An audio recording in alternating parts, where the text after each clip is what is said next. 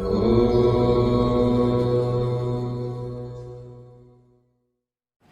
good morning friends. In yesterday lecture we are discussing about exercise 1.3 और exercise 1.3 में हमने method discussion की थी कि रेशनल नंबर प्रूव करने की, ठीक है। अभी आज पूरा कॉन्सेप्ट थोड़ा सा डिफरेंट है। एक्सरसाइज 1.4 क्वेश्चन नंबर 1 क्या है? Without actually performing the long division state whether the following rational numbers will have a terminating decimal expansion और a non terminating repeating decimal expansion, ठीक है। ये हमारा हो गया है क्वेश्चन नंबर 1 और क्वेश्चन नंबर 2 इधर से स्टार्ट हो रहा है। Write down the decimal expansion which have terminating decimal expansion. तो इसमें क्वेश्चन नंबर 1 और क्वेश्चन नंबर 2 दोनों मर्ज कर दिए, ठीक है। क्योंकि क्वेश्चन नंबर 1 में हमको सिर्फ इतना पूछा है कि वो टर्मिनेटिंग डेसिमल एक्सपेंशन है या नहीं है, और क्वेश्चन नंबर 2 में इतना पूछा है कि अगर होगा तो हमको क्या करना है, उसका डेसिमल एक्सपेंशन हमको लिखना है। तो मैंने दोनों क्वेश्चन मर्ज कर दिए, आपको भी दोनों मर्ज करके ही करना है, ठीक है। अभी लोअर स्टैंडर्ड में आप क्या करते थे, सपोज मेरे पास क्वेश्चन नंबर है, क्वेश्चन है 1/8, तो इन 9th स्टैंडर्ड में आप क्या करते थे, न्यूमरेटर को अंदर लिखते थे, डिनोमिनेटर को बाहर लिखते थे और पूरा डिवीजन आप कंप्लीट करते थे। तो क्या होता है 8 1 8, 8 2 16, 8 5 40, ठीक है। इस तरह से आप अपना डेसिमल डिवीजन कंप्लीट करते थे। लेकिन आपको स्टार्टिंग में ही बोल दिया है कि आपको लॉन्ग डिवीजन मेथड यूज नहीं करनी है, तो दूसरी कौन सी मेथड करनी है तो वो हम देख लेते हैं, ठीक है।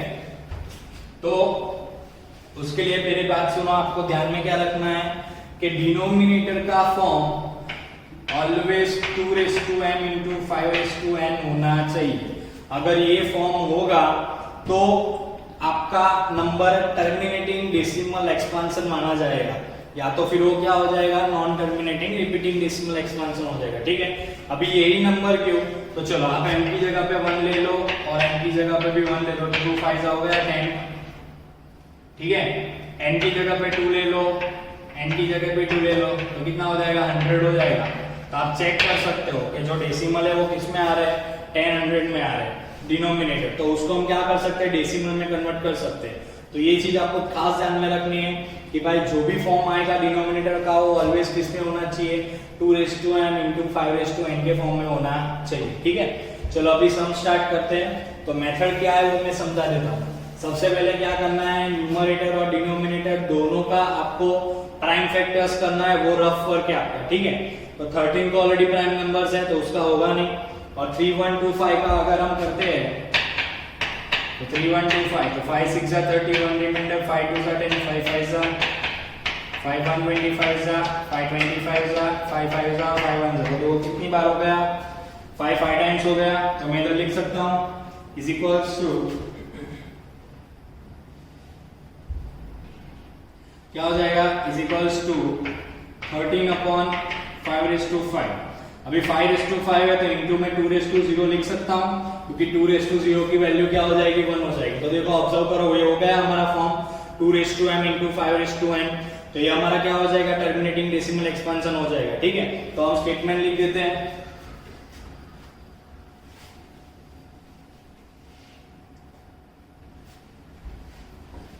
क्या हो जाएगा इधर, here denominator is in the form of 2/m into 5/n, बराबर। तो इसके लिए क्या हो जाएगा, hence it has terminating decimal expansion।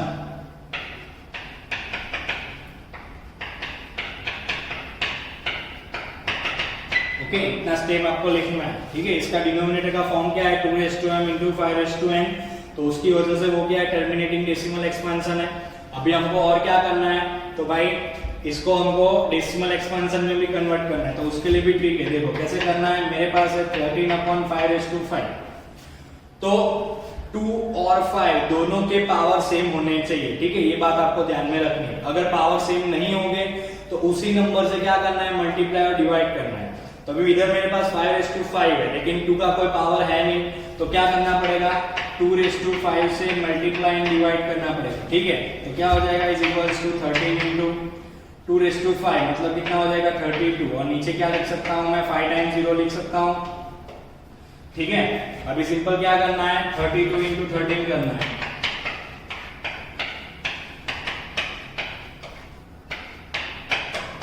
तो क्या हो जाएगा दैट इज 416 अपॉन 1 2 3 4 5, ठीक है। अभी पीछे से डेसिमल लिख सकता हूं, इस तरह से क्या लिखूंगा 0.00416, तो ये हो गया हमारा टर्मिनेटिंग डेसिमल एक्सपेंशन, ठीक है। तो ये बात आपको ध्यान में रखनी है कि भाई कैसे करना है। तो फर्स्ट स्टेप क्या है, तो भाई न्यूमरेटर और डिनोमिनेटर दोनों के आपको क्या करने हैं फैक्टर निकालने हैं, ठीक है। अगर डिनोमिनेटर का फॉर्म कौन सा हो जाएगा 2m into 5n हो जाएगा तो उसको हम टर्मिनेटिंग डेसिमल एक्सपेंशन कहेंगे, और अगर वो फॉर्म नहीं होगा तो उसे हम टर्मिनेटिंग डेसिमल एक्सपेंशन नहीं कहेंगे, ठीक है। चलो अभी टर्मिनेटिंग डेसिमल एक्सपेंशन हो गया, तो आगे क्या करना है, तो भाई 5 और 2 दोनों का सेम पावर चाहिए, अगर नहीं है तो उसी से क्या करो मल्टीप्लाई और डिवाइड कर दो, तो इजीली आपको क्या मिल जाएगा आंसर मिल जाएगा, ठीक है। अभी आंसर स्टेप लिख देते हैं 10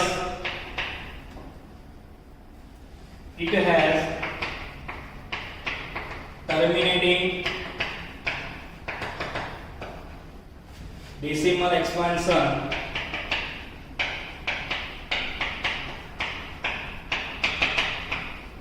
and it is 0.00416, okay, so that is my answer step। तो आया समझ में आपको एकदम इजीली। चलो अभी आगे बढ़ते हैं, नेक्स्ट क्वेश्चन नंबर सॉल्व करते हैं।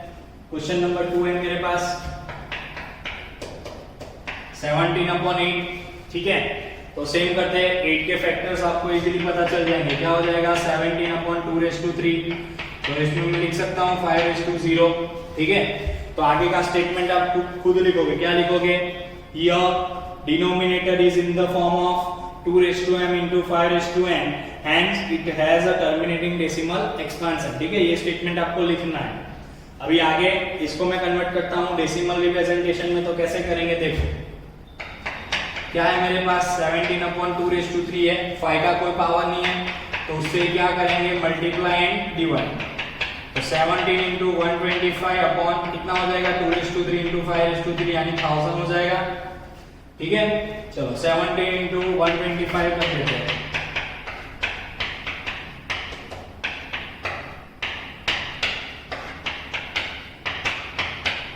तो कितना हो गया 2125 अपॉन 1000, तो क्या हो जाएगा 2.125, ओके। तो क्या हो गया, ये हमारे लिए टर्मिनेटिंग डेसिमल एक्सपेंशन हो गया। आंसर स्टेप में आप खुद लिख दोगे, क्या लिखोगे 10 it has terminating decimal expansion and it is 2.125, तो है एकदम इजी सम्स है। आपको ध्यान में क्या रखना है, सिर्फ वो लॉ ध्यान में रखना है कि भाई डिनोमिनेटर का फॉर्म कौन सा होना चाहिए 2m into 5n होना चाहिए, ठीक है। चलो अभी नेक्स्ट क्वेश्चन है थर्ड वाला, तो थर्ड वाला क्वेश्चन देख लेते हैं। थर्ड वाला क्वेश्चन है मेरे पास दैट इज 64/455, ठीक है। तो 64 मतलब मैं क्या लिख सकता हूं 2/6 लिख सकता हूं, 455 के फैक्टर निकालते हैं, सो 5 9 जा 1 जा 7 13 जा 13 1 जा, तो क्या होगा डिनोमिनेटर में 5 into 7 into 13, ठीक है। तो अभी आप इधर ऑब्जर्व करो, देखो क्या दिख रहा है आपको, डिनोमिनेटर का फॉर्म 2m और 5n नहीं है, ठीक है। इधर ज्यादा दो नंबर कौन से आ गए 7 और 13 आ गए, ठीक है। तो मैं क्या लिख सकता हूं, here denominator not in the form 2m 5n, okay. तो आंसर स्टेप लिख देंगे direct, thus it has non terminating and repeating decimal expansion,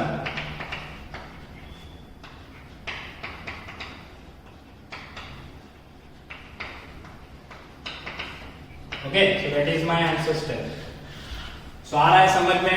अभी इसमें तो ऑलरेडी नॉन टर्मिनेटिंग ही है, तो फिर उसको डेसिमल एक्सपेंशन में कन्वर्ट करने की जरूरत नहीं है, ठीक है। तो इधर ही आपका सम क्या हो जा रहा है, कंप्लीट हो जा रहा है, ठीक है। अभी फोर्थ वाला सम आप खुद करोगे, हम देख लेते हैं फिफ्थ वाला सम। चलो फिफ्थ नंबर,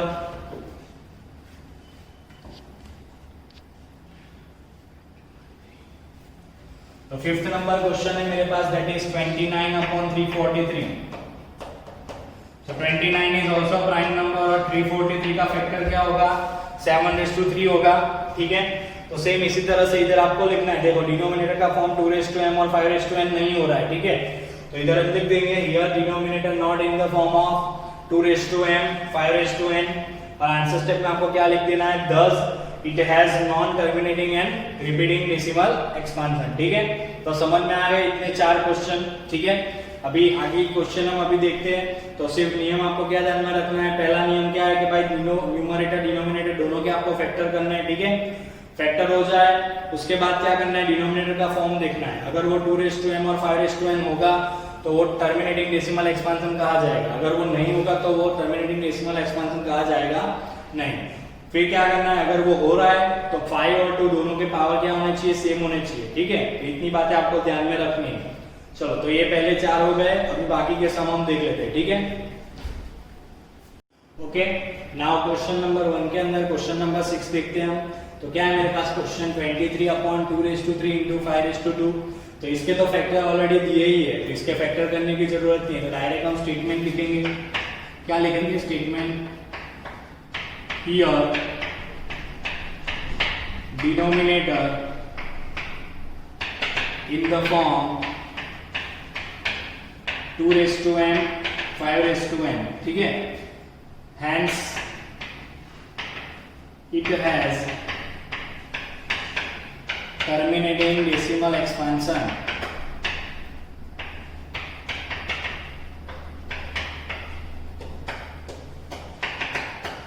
ठीक है। इतना हो गया। अभी डेसिमल एक्सपांशन देख रहे थे तो क्या होगा, 23/2^3 5^2।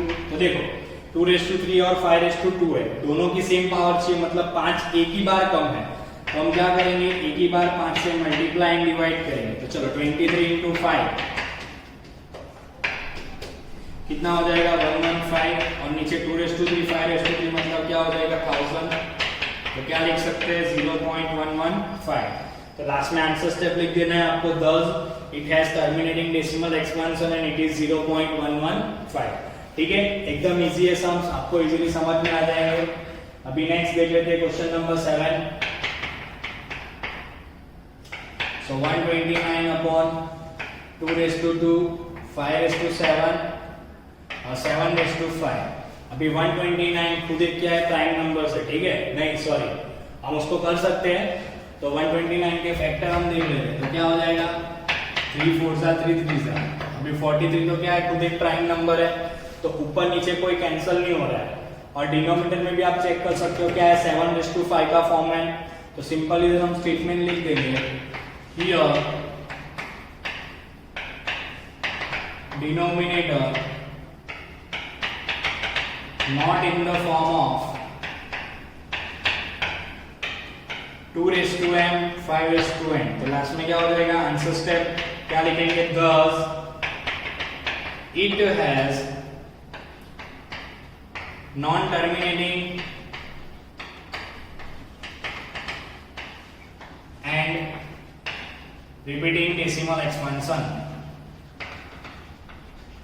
स्पेलिंग मिस्टेक आप थोड़ा करेक्शन कर देना, ठीक है। उसके लिए कहने मत आना सर ये स्पेलिंग रॉन्ग है, डेसिमल एक्सपेंशन,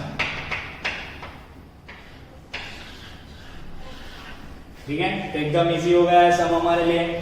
चलो अभी नेक्स्ट क्वेश्चन नंबर लास्ट देख लेते हैं, बाकी के सम आपको खुद करने हैं, ठीक है। तो ये बात ध्यान में रखना। तो नेक्स्ट क्वेश्चन है मेरे पास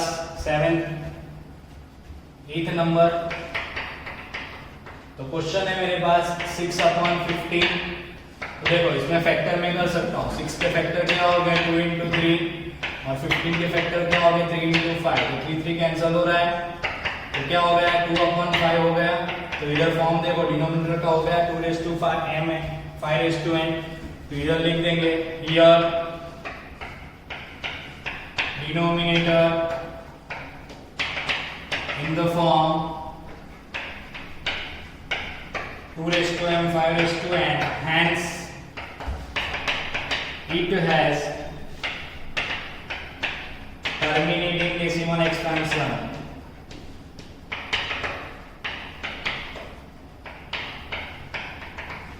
ठीक है, चलो अभी टर्मिनेटिंग डेसिमल एक्सपेंशन भी देख लेते हैं। डिनोमिनेटर में 5 है, 2 नहीं है, तो उससे क्या करेंगे, 2 से मल्टीप्लाई एंड डिवाइड, तो क्या हो जाएगा 4/10, सो दैट इज 0.4। ठीक है, तो देखो एकदम इजीली हो गया। आंसर स्टेप लिख देना है आपको, 10 it has terminating decimal expansion and it is 0.4।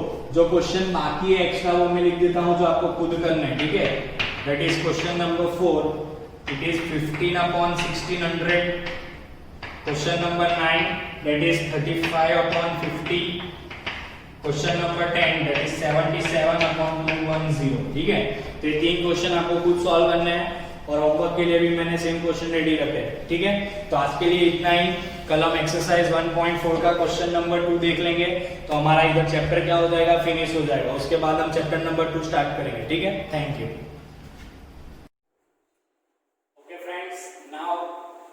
Exercise 1.4, and that is last question of this chapter, and that is what the following real numbers have decimal expansion as given below.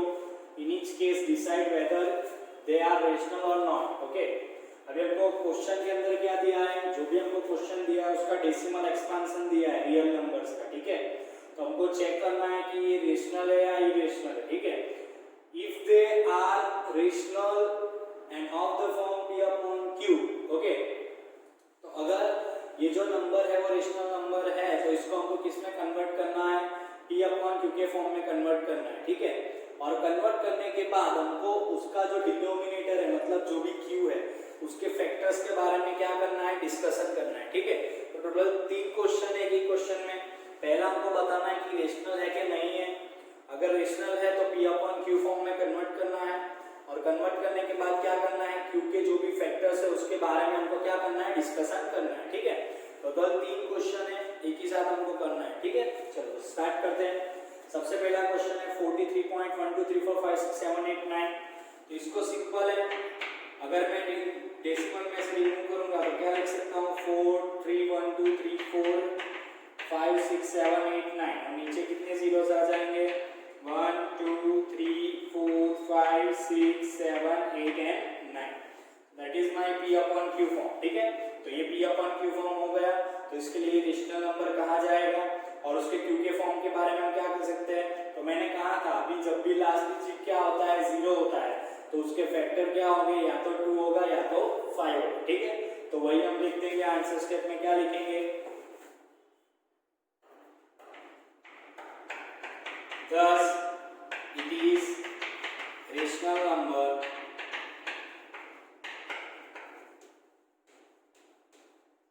and factor of q is in the form of 2 and 5। Okay, तो 2 और 5 या दोनों हो गया। ठीक है, तो ये हो गया हमारा फर्स्ट क्वेश्चन, एकदम इजी था। सेकेंड क्वेश्चन देख लेते हैं। तो सेकेंड क्वेश्चन क्या है मेरे पास, दैट इज 0.120 1200 1200। ठीक है, अभी मैंने बोला था कि अगर सपोज ऐसा कोई भी नंबर क्या होता है, एक सिंबल में रिपीट नहीं होता है, तो उसे हम क्या बोलते हैं, non terminating and non repeating decimal expansion बोलते हैं। और वो किस में इंक्लूड होता है, तो वो इरेशनल नंबर में इंक्लूड होता है। ठीक है, मैंने जब चैप्टर का इंट्रो दिया था तभी आपको ये बात बताई थी, तो आप इजीली देख सकते हो कि नंबर रिपीटिंग हो रहे हैं लेकिन सेम पैटर्न से रिपीटिंग हो रहे हैं। ठीक है, तो इसे हम क्या कहेंगे, इरेशनल नंबर कहेंगे। तो मैं डायरेक्ट आंसर स्टेप लिखता हूं सीधा, तो क्या होगा, 10 it is irrational number।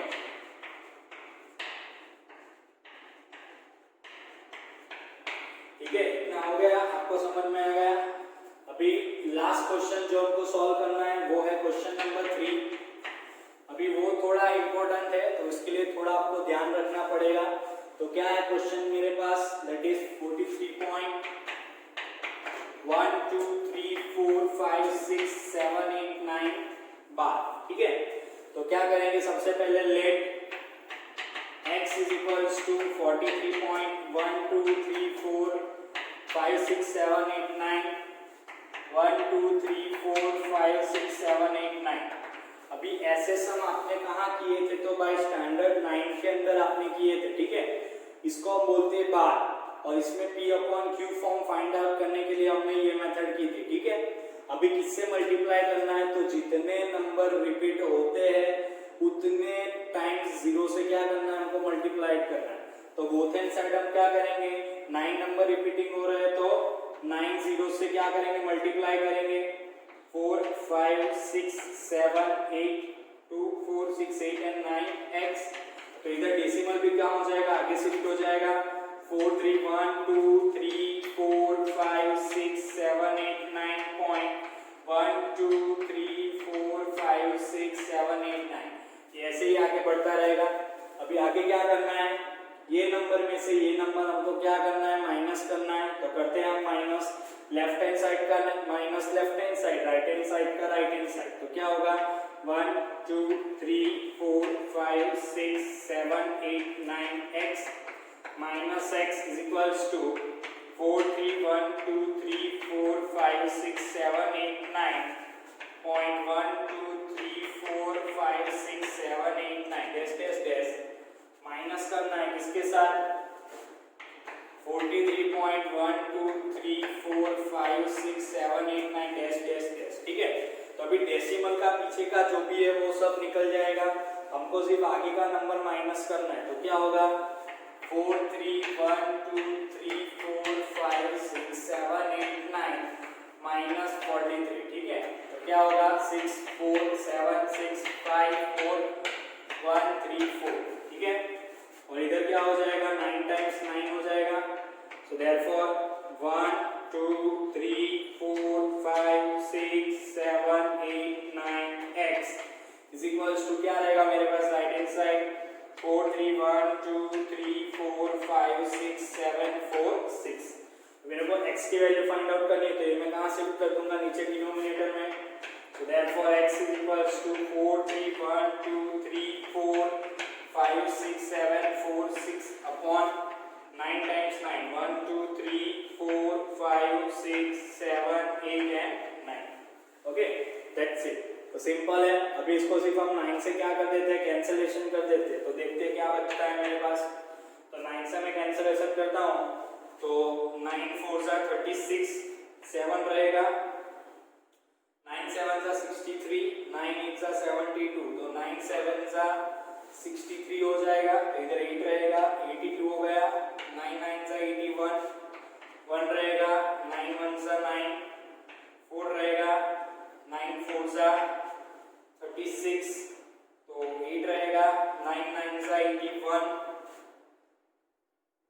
4 रहेगा, 9 5 जा 45 1 रहेगा, 9 1 जा 9 8 रहेगा, 9 9 जा 81 3 रहेगा, और 9 4 जा 36। और नीचे क्या हो जाएगा, 9 टाइम्स 1 1 2 3 4 5 6 7 8 9। तो ये हो गया हमारा p अपॉन q फॉर्म। तो अभी आंसर स्टेप लिख देते हैं। तो आंसर स्टेप में क्या लिख देंगे, 10 it is rational number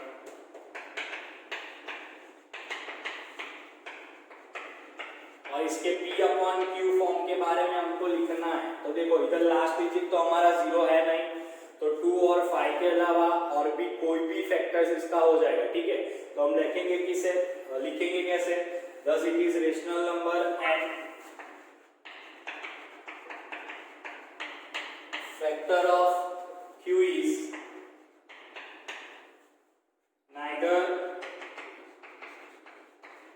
2 nor 5। Okay, तो इसके बारे में हमने क्या कर दिया, डिस्कशन कर दिया। तो that is my answer step. ठीक है, तो यहाँ हमारा चैप्टर नंबर 1 फिनिश हो जा रहा है। अभी कल से हम चैप्टर नंबर 2 स्टार्ट करेंगे, दैट इज पॉलिनोमियल्स। ठीक है, सो थोड़ी प्रिपरेशन प्रॉपर करना, कभी भी हम इसकी एग्जाम ले लेंगे। ठीक है, तो आज के लिए बस इतना ही है। हमने आज क्या क्या डिस्कशन किया था, एक्सरसाइज 1.4 क्वेश्चन नंबर 1 2 और क्वेश्चन नंबर 3 हमने डिस्कशन की, ठीक है। पहले क्वेश्चन में हमने क्या डिस्कशन किया था, टर्मिनेटिंग और non terminating decimal repeating expansion को हमको कैसे करना है, ठीक है। तो आज के लिए इतना ही, थैंक यू।